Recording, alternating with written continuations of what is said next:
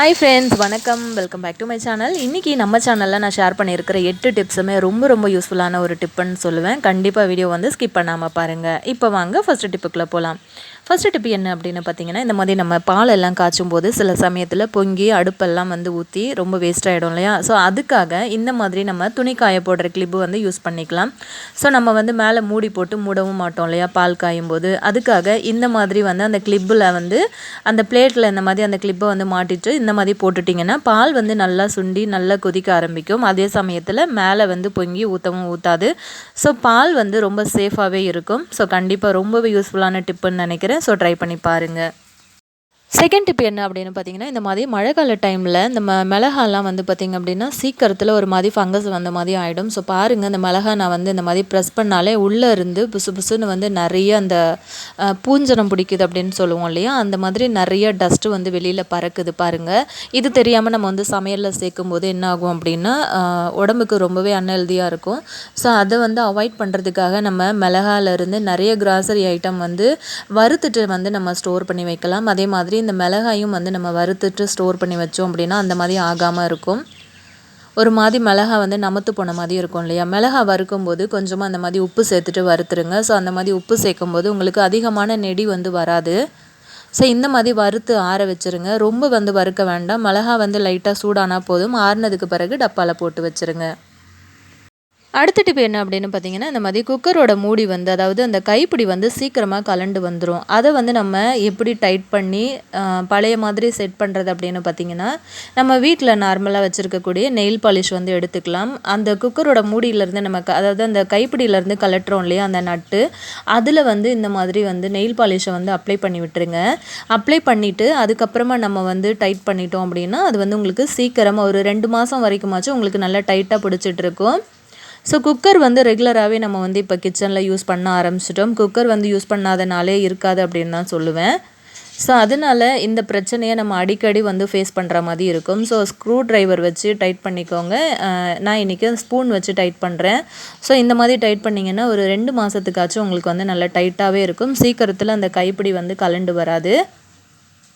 So இதுக்காக நம்ம கடைக்கெல்லாம் கொடுத்து வந்து ரெடி பண்ண வேண்டிய அவசியம் இல்லை. ஸோ ட்ரை பண்ணி பாருங்கள்.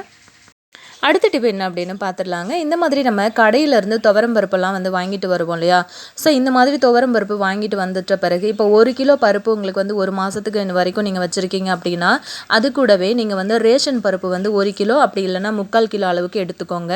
இந்த டிப்பு வந்து எனக்கு என்னோடய மாமியார் வந்து சொல்லி தந்தது. அவங்க வந்து 1 கிலோ அதாவது நம்ம கடையில் வாங்குகிற துவரம் பருப்புக்கு 1 கிலோ ரேஷனில் வாங்குகிற துவரம் பருப்பு வந்து மிக்ஸ் பண்ணி வைப்பாங்க. ஸோ இந்த மாதிரி மிக்ஸ் பண்ணி வைக்கும்போது சாம்பார் வந்து நல்லா திக்னஸாக இருக்கும். அதே சமயத்தில் நல்ல டேஸ்ட்டாகவும் இருக்கும். ஸோ நிறைய பேர் வந்து இது தெரியாமல் இந்த துவரம் பருப்பு வந்து யூஸ் பண்ண மாட்டாங்க. ஸோ கண்டிப்பாக வந்து இந்த மாதிரி நீங்கள் 2 பருப்பையும் ஒன்றா சேர்த்துட்டு நீங்கள் வந்து யூஸ் பண்ணிங்கன்னா உங்களுக்கு எக்ஸ்ட்ரா அதிகமான நாட்களும் வந்து துவரம் பருப்பு இருக்கும். அதே சமயத்தில் சாம்பார் வந்து நல்ல திக்காக நல்ல டேஸ்டியாகவும் இருக்கும். இந்த மாதிரி அதாவது ரேஷனில் வாங்கின துவரம் பருப்பு வந்து சேர்த்து நீங்கள் சாம்பார் வைக்கும்போது பூண்டு இன்னும் ஒரு 5-6 பல் பூண்டு வந்து அதிகமாக சேர்த்துக்கோங்க. ஸோ ரொம்ப யூஸ்ஃபுல்லான ஒரு டிப்பு. கண்டிப்பாக வந்து ட்ரை பண்ணி பாருங்கள்.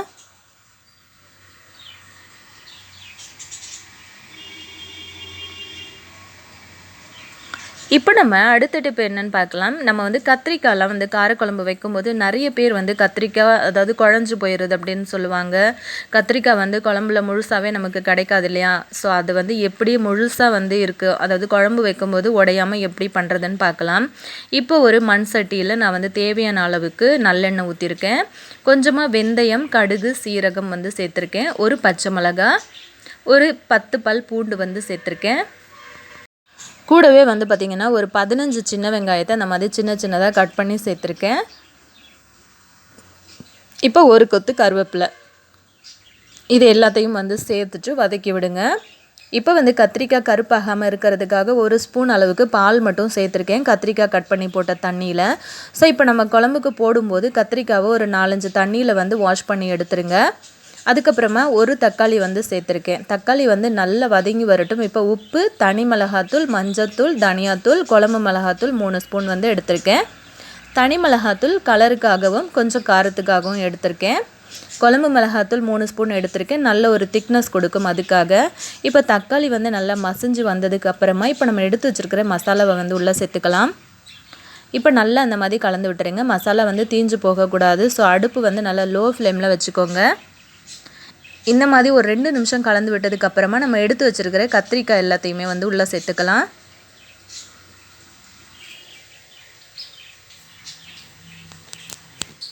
இப்போ 2 நிமிஷத்துக்கு நல்லா வந்து கலந்து கொடுத்துருங்க. இப்போ நம்ம ஒரு மூடி போட்டு மூடி வச்சிடலாம். அடுப்பு வந்து நல்லா சிம்லேயே வச்சுருங்க. ஒரு 10 நிமிஷத்தில் வந்து பார்த்திங்கன்னா நல்லா உங்களுக்கு கத்திரிக்காய் வெந்து வந்திருக்கும் பாதி அளவுக்கு. இப்போ நல்லா இதை வந்து வதக்கி விட்டுட்டு அதுக்கப்புறமா நம்ம வந்து குழம்புக்கு தேவையான அளவுக்கு தண்ணி வந்து சேர்த்துக்கோங்க. இப்போ ஒரு மூடி போட்டு மூடி வச்சுட்டு தேவையான அளவுக்கு புளி வந்து கரைச்சி ஊற்றிட்டு ஒரு 15 நிமிஷம் அடுப்பில் வச்சு கொதிக்க வச்சு இறக்குனீங்க அப்படின்னா உங்களுக்கு வந்து ரொம்ப சூப்பரான வந்து கத்திரிக்காய் குழம்பு செம்ம டேஸ்டியாக வந்து ரெடி ஆகிடும். கத்திரிக்காய் வந்து உடஞ்சே போகாது. ஸோ நல்ல முழுசாக இருக்கும். ஸோ செம்ம டேஸ்டியாகவும் இருக்கும். ஸோ கண்டிப்பாக இந்த ரெசிபி வந்து ட்ரை பண்ணி பாருங்கள். இப்போ நம்ம அடுத்த டிப்பு என்னென்னு பார்க்கலாங்க. இந்த மாதிரி தேங்காய் மூடியிலேருந்து நம்ம எடுப்போம் இல்லையா அந்த நார் வச்சு நம்ம என்ன பண்ணலான்னு பார்த்தீங்கன்னா, நம்ம தோசை கல்லில் தேய்க்கிறதுக்காக நம்ம நார்மலாக வெங்காயம்லாம் யூஸ் பண்ணுவோம்ல, அதுக்காக நீங்கள் இதை வந்து யூஸ் பண்ணிக்கலாம். சுத்தமான ஒரு காட்டன் மாஸ்க் வந்து நான் எடுத்திருக்கேன். இது வந்து நான் யூஸ் பண்ணாத புது மாஸ்க்கு. ஸோ இந்த மாதிரி ஒரு மாஸ்க்கு வந்து வாங்கிக்கோங்க. வாங்கிட்டு இந்த மாதிரி நீங்கள் வந்து வச்சுருக்கீங்க இல்லையா, அந்த தேங்காய் நாரை வந்து உள்ளே வச்சு சுற்றி இந்த மாதிரி கட்டி விட்டுருங்க. கட்டிட்டு நம்ம இதை வந்து எப்போவுமே தோசை வந்து போடும்போது அதாவது தேய்க்கிறதுக்கு வந்து யூஸ் பண்ணிக்கலாம். அதே மாதிரி சப்பாத்தி போடும்போதும் அந்த கல்லில் வந்து ஆயில் டைரெக்டாக போடாமல் இதில் வந்து டிப் பண்ணிவிட்டு நீங்கள் கல் வந்து தேய்க்கிறதுக்கு யூஸ் பண்ணிக்கலாம். இதை வந்து இந்த மாதிரி ஹேங் பண்ணியும் வைக்கலாம். ஹேங் பண்ணி வைக்கும்போது ஏதாவது டஸ்ட்டு படும் அப்படின்னு நினச்சிங்க அப்படின்னா இந்த மாதிரி ஒரு குட்டி பாக்ஸில் வந்து போட்டு வைக்கலாம். இது ஆல்ரெடி நான் வந்து யூஸ் பண்ணிகிட்டு இருக்கிறது. ரொம்பவே வந்து கம்ஃபர்டபுளாகவும் இருக்குது. அதே சமயத்தில் ஆயில் வந்து அதிகமாகவும் இழுக்கலை. ஸோ இது வந்து நம்ம ரெகுலராக வெங்காயம் கட் பண்ணி தேய்ச்சி வெங்காயத்தையும் வேஸ்ட் ஆக்கிறதுக்கு பதிலாக இந்த மாதிரி யூஸ் பண்ணிக்கலாம். அதுவும் இல்லாமல் ஒரு சிலர் வந்து உள்ளுக்குள்ளே கட்டை மாதிரி இருக்கும் இல்லையா, மேலே வந்து காட்டன் துணி சுற்றி கடையிலேயே நமக்கு கிடைக்கும். ஸோ அந்த மாதிரி யூஸ் பண்ணும்போது என்ன ஆகும்னு பார்த்தீங்கன்னா, அந்த காட்டன் துணி கொஞ்ச நாள் போனதும் வேஸ்ட் ஆகிடும். அதுக்கப்புறம் அந்த கட்டை மட்டும்தான் இருக்கும். அது வந்து நமக்கு சுற்றுறதுக்கும் சரியாக வராது இல்லையா. அதுக்காக நீங்கள் இந்த மாதிரி ஒரு டிப்பு வந்து ஃபாலோ பண்ணிக்கலாம். மாஸ்க்கு மட்டும் புது மாஸ்க்காக வந்து பார்த்து வாங்கி யூஸ் பண்ணிக்கோங்க. அதுலேயும் காட்டன் மாஸ்க் வந்து யூஸ் பண்ணிக்கோங்க. அடுத்த டிப் என்னென்னு பார்க்கலாங்க. இந்த மாதிரி சூப்பரான ஒரு மசாலா டீ போடுறதுக்காக நான் வந்து எடுத்திருக்கேன். அதாவது 2 துண்டு இஞ்சி, 2 கிராம்பு, 2 மிளகு, ஒரு 1.5 துண்டு அளவுக்கு வந்து பட்டை எடுத்திருக்கேன். ஒரே ஒரு ஏலக்காய் எடுத்திருக்கேன். இது வந்து 2 பேருக்கு டீக்கான அளவு வந்து எடுத்திருக்கேன். இப்போ இந்த மாதிரி நல்லா நசுக்கி எடுத்துகிட்டு வந்துடுங்க. இப்போ 1 டம்ளர் அளவுக்கு நான் வந்து தண்ணி சேர்த்துருக்கேன் சின்ன டம்ளரில். இப்போ தண்ணி கொதிக்கும் போது இடித்து வச்சுருக்கிற மசாலாவை வந்து சேர்த்துக்கோங்க. இது வந்து நல்லா அந்த சாரெல்லாம் இறங்கி வரட்டும் அந்த தண்ணியில். அதுக்கப்புறமா நம்ம வந்து டீ தூள் சேர்த்துக்கலாம். இப்போ அந்த சாறு எல்லாமே தண்ணியில் இறங்கிடுச்சு. இப்போ உங்களுக்கு எந்த அளவுக்கு டிகாஷன் தேவையோ அந்த அளவுக்கு வந்து டீ தூள் வந்து சேர்த்துக்கோங்க. அடிக்கிற மழைக்கு இந்த மாதிரி ஒரு மசாலா டீ சுட சுட வந்து குடிக்கும்போது உடம்புக்கு ரொம்பவே ஆரோக்கியமாக இருக்கும். நீங்கள் எந்த டம்ளரில் தண்ணி எடுத்தீங்களோ அதே டம்ளரில் 1 டம்ளர் அளவுக்கு திக்கான பால் எடுத்திருக்கேன். இப்போ இது எல்லாமே சேர்ந்து நல்லா கொதிக்கட்டும். இப்போ நான் இது வந்து நாட்டு சக்கரை தான் வந்து சேர்த்துருக்கேன். உங்களுக்கு விருப்பமான அளவுக்கு சக்கரை வந்து சேர்த்துக்கோங்க எது வேணும்னாலும். இப்போ ஒரு 5 நிமிஷம் இது வந்து நல்லா கொதிச்சு அந்த டிகாஷன்லாம் இறங்கி வந்துருச்சு. அவ்வளோதான். இப்போ நம்ம சுட சுட இதை வந்து சர்வ் பண்ணலாம். இங்கே வந்து காலையிலேருந்து நல்ல மழை பெஞ்சிட்டு இருக்கு. கூடவே 2 பிஸ்கெட் வச்சு இந்த மாதிரி சர்வ் பண்ணும்போது ரொம்ப சூப்பராக இருக்கும். எனக்கு வந்து புதினா ஃப்ளேவர் பிடிக்கும். அதனால ஒரே ஒரு புதினா இலை மட்டும் நான் வந்து சேர்த்துக்கிறேன். உங்களுக்கு பிடிச்சது அப்படின்னா கண்டிப்பாக நீங்களும் வந்து சேர்த்துக்கோங்க. ரொம்பவே ஒரு ரெஃப்ரெஷிங்கான டீயாக இருக்கும். 2 பேருக்கான அளவு தான் நான் இன்றைக்கி வந்து சொல்லியிருக்கேன். ஸோ அடுத்த டிப்பு பார்க்கலாம். இப்போ நம்ம அடுத்த டிப்பு பார்க்கலாங்க. இந்த மாதிரி பனங்கிழங்கு வந்து நல்லா இப்போ சீசன் ஆரம்பிச்சிருக்கு. எங்கே பார்த்தாலும் கிழங்கு வந்து ரோட் சைடில் வச்சு விற்றுட்ருக்காங்க. நிறைய பேருக்கு இந்த கிழங்கு வந்து பிடிக்கும். ஆனால் இது எப்படி செய்கிறது அப்படிங்கிறது தெரியாமல் இருக்கும். ஸோ தெரியாத பிகினர்ஸுக்காக தான் நான் இந்த டிப்பு வந்து ஷேர் பண்ணியிருக்கேன். கிழங்கு வந்து வாங்கும்போது இந்த மாதிரி அந்த தோல் வந்து வெடிப்பாக இருக்கும் பாருங்கள். வெடித்து உள்ளே இருக்கிற கிழங்கு வந்து தெரிகிற அளவுக்கு இருக்கும். அந்த மாதிரி கிழங்கு வந்து நல்ல டேஸ்டியாக இருக்கும். ஏன்னா அது நல்ல முத்தலான கிழங்கு அப்படின்னு அர்த்தம். ஸோ இதை வந்து நான் எந்த பாத்திரத்தில் வேக வைக்கிறேன்னா அதுக்கேற்ற மாதிரி அந்த அடி பக்கத்தில் வந்து கட் பண்ணிக்கிறேன்.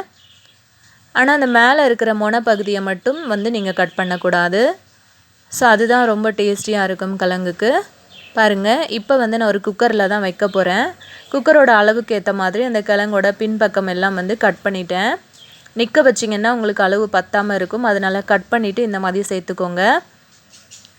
சேர்த்துட்டு தேவையான அளவுக்கு கல் உப்பு சேர்த்துருக்கேன். சேர்த்துட்டு ஒரு 10 விசில் வர்ற வரைக்கும் நம்ம வந்து குக்கர் அடுப்பில் வச்சிடலாம். ஒரு 10 விசில் போனதுக்கு அப்புறம் நீங்கள் வந்து தண்ணியை வந்து எடுத்துட்டு அப்புறமா கிழங்கெல்லாம் எடுத்து ஆற வச்சிட்டிங்க அப்படின்னா உங்களுக்கு கிழங்கு வந்து ரொம்ப சூப்பராக ரெடி ஆகிடும். ஸோ இந்த கிழங்கு வந்து எப்படி வெந்துருச்சா அப்படின்னு நிறைய கன்ஃபியூஸ் இருக்கும். இது எப்படி நம்ம பார்க்குறது அப்படின்னு பார்த்தீங்கன்னா, இந்த மாதிரி அந்த கிழங்க நடுவில் வந்து இந்த மாதிரி பிரிச்சுட்டு உள்ளே வந்து ஒரு குருத்து மாதிரி இருக்கும். ஸோ அது வந்து பார்த்திங்கன்னா இப்படி நசுக்குனிங்கன்னா நல்லா நசுங்கி வரும். ஸோ இப்போ வந்து வெந்திருக்கு அப்படின்னு அர்த்தம்.